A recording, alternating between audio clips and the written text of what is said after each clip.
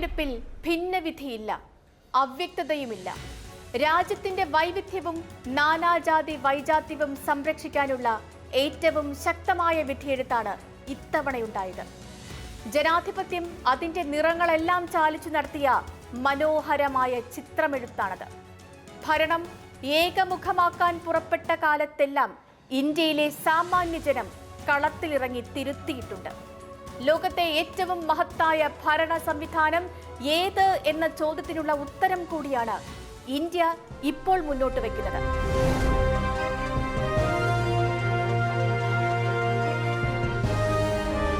$140 കോടി ജനത ലോകത്തിനു നൽകിയ ആ സന്ദേശമാണ് ഇന്നത്തെ സ്പോട്ട്ലൈറ്റ്.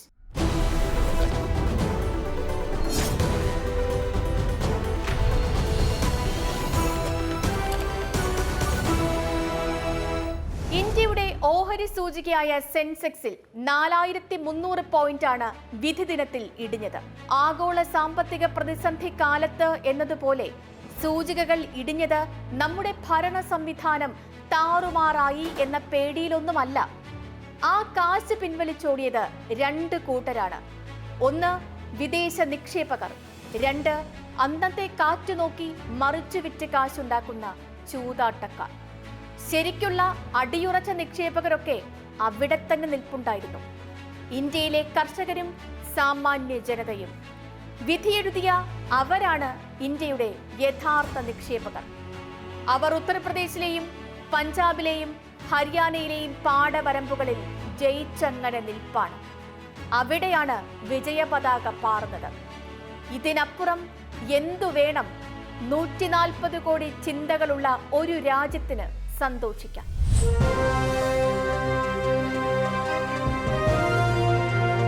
2019 BJP ഒറ്റയ്ക്ക് നേടിയത് 37.7% വോട്ട്. ഇത്തവണ അത് 36%. 1% മാത്രമാണ് വോട്ടിലെ കുറവ്.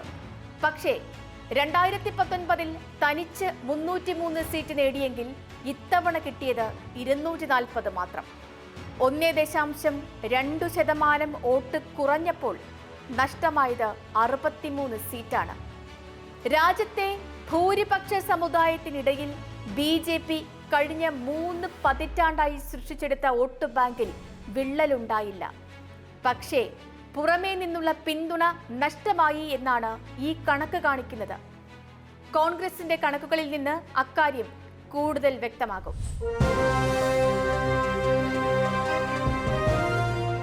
കോൺഗ്രസിന് ഇത്തവണ കിട്ടിയത് 21.19% വോട്ടാണ്. സീറ്റുകൾ 99. 2019 കോൺഗ്രസിന് 19.67% വോട്ട് ലഭിച്ചിരുന്നു. കൂടിയത് വെറും 1.5% വോട്ട് മാത്രം. പക്ഷേ സീറ്റ് വർധന 90%. 52 സീറ്റിൽ നിന്ന് 99ലേക്കുള്ള ആ വളർച്ചയുടെ പേരാണ് ഇന്ത്യൻ ജനാധിപത്യം. അടിസ്ഥാന വോട്ട് മാറ്റമില്ലാതെ തുടരുമ്പോൾ തന്നെ വന്നു പുണരുന്ന ഈ നിഷ്പക്ഷ വോട്ടർമാരാണ് യഥാർത്ഥത്തിൽ ഭരണത്തെ നിയന്ത്രിക്കുന്നത്.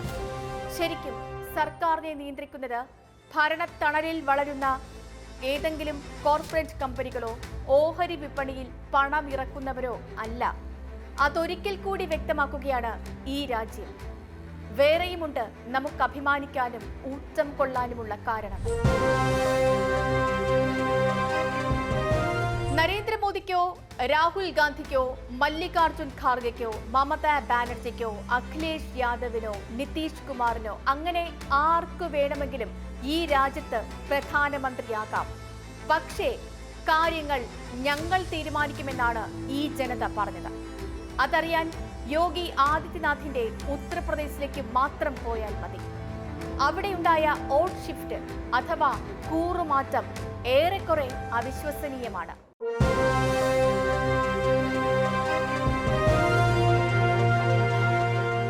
2019 സമാജ്വാദി പാർട്ടിക്ക് 5 സീറ്റും 10.63% വോട്ടും.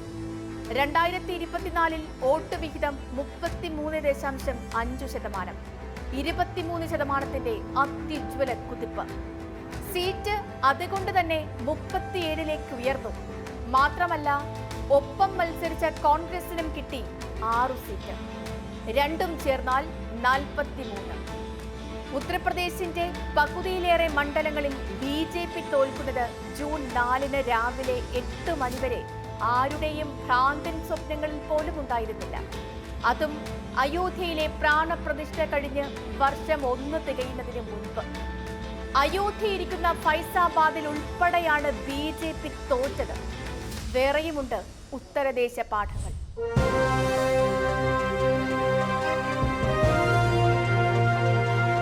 രാഹുൽ ഗാന്ധി എന്ന പ്രതിപക്ഷത്തെ നേതാവ് ഏതൊക്കെ വിധമാണ് അപഹസിക്കപ്പെട്ടത്. തോൽവി ഭയന്ന് അമേഠിയിൽ പെട്ടിയെടുപ്പുകാരനെ നിർത്തി ഒളിച്ചോടി എന്നിവരെയല്ലേ പരിഹസിച്ചത്. കിഷോരിലാൽ ശർമ്മ എന്ന കോൺഗ്രസിന്റെ ആ വിശ്വസ്തന് മുന്നിൽ കേന്ദ്രമന്ത്രി സ്മൃതി ഇറാനി തോറ്റത് 1ഉം 2ഉം വോട്ടിനല്ല, എണ്ണം പറഞ്ഞുള്ള 1,67,000-നാണ്. റായ്ബറേലിയിൽ രാഹുൽ ഗാന്ധിക്ക് ഭൂരിപക്ഷം 3,90,000-ഉം. നരേന്ദ്രമോദിയുടെ ഭൂരിപക്ഷം വാരണസിയിൽ 4.25 ലക്ഷത്തിൽ നിന്നും 1.5 ലക്ഷത്തിലേക്ക് ഇടിയുന്നതും നമ്മൾ കണ്ടു. അടിയന്തരാവസ്ഥയ്ക്ക് പിന്നാലെ ഇന്ദിരാഗാന്ധിയെ തോൽപ്പിച്ച കാരിരുമ്പു കരുത്തുള്ള ജനതയാണ് ഇന്നും ഈ രാജ്യത്തുള്ളത്. നന്മ കൊണ്ട് അവരുടെ മനസ്സ് കീഴടക്കാം, പക്ഷേ ബലപ്രയോഗത്താൽ അവരുടെ മനസ്സാക്ഷിയെ റാഞ്ചാനാകില്ല.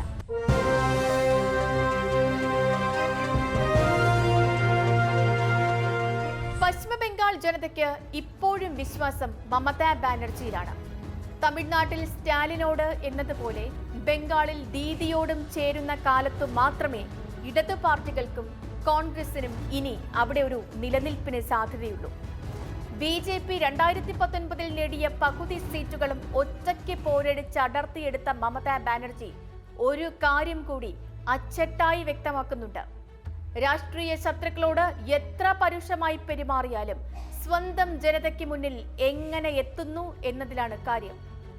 അലസമുടുത്ത പരുത്തിയും പാറിപ്പറന്ന മുടിയും പൊടി പൗഡർ പോലും ഇടാത്ത മുഖവുമായി അവർക്കിടയിൽ നടന്ന് മമത നടത്തുന്ന സംസാരമുണ്ട്. അതിലും ചാരുതയുള്ള കാഴ്ചയൊന്നും സമകാലിക ഇന്ത്യയിൽ ഇല്ല. പ്രസംഗിക്കുമ്പോൾ പോലും ഒരിടത്തും നിൽക്കാതെ, ഒന്നും എഴുതിക്കൊണ്ടുവരാതെ, പ്രോംപ്റ്ററുകൾ ഇല്ലാതെ ജനങ്ങളുടെ കണ്ണിൽ നോക്കിയുള്ള ആ സംസാരമാണ് മമതയെ പ്രിയപ്പെട്ട നേതാവാക്കുന്നത്. മേക്കപ്പും മേക്ക് ഓവറും അതിവേഗം തിരിച്ചറിയാൻ കഴിയുന്നവരാണ് നമ്മുടെ ജനത.